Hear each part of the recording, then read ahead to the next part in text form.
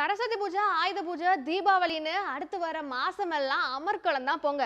இந்த லீவுகளை கணக்கில் வச்சு கூட்ட நெரிசல்களை தவிர்க்கவும் பயணிகளுக்கான வசதிக்காகவும் இந்திய ரயில்வே ஒரு ரவுண்ட் ட்ரிப் பேக்கேஜ், அதுவும் 20% ஆஃபரோட அறிவிச்சிருக்கு.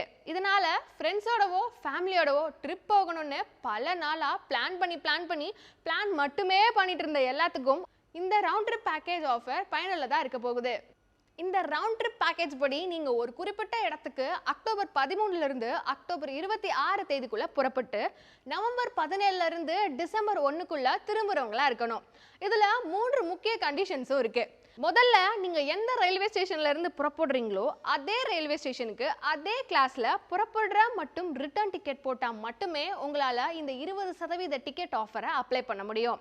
உதாரணத்துக்கு நீங்க சென்னையில இருந்து கோவாக்கு ஃபர்ஸ்ட் கிளாஸ்ல போறீங்கன்னா அதே போல கோவால இருந்து சென்னைக்கு ரிட்டர்ன் வர்றப்பையும் ஃபர்ஸ்ட் கிளாஸ்ல டிக்கெட் போட்டா மட்டும்தான் உங்களால இந்த 20% ஆஃபரை அப்ளை பண்ண முடியும். ரெண்டாவது, நீங்க டிக்கெட் போடும்போது உங்க டிக்கெட் RACலயோ இல்ல வெயிட்டிங் லிஸ்ட்லயோ இருந்தா இந்த ஆஃபரை அப்ளை பண்ண முடியாது.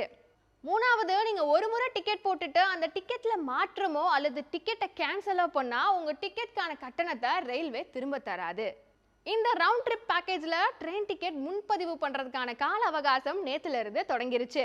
அப்புறம் என்ன, நீங்க தள்ளி போட்ட ட்ரிப் எல்லாம் இந்த ஆஃபரை யூஸ் பண்ணி போயிட்டு வந்துருங்க.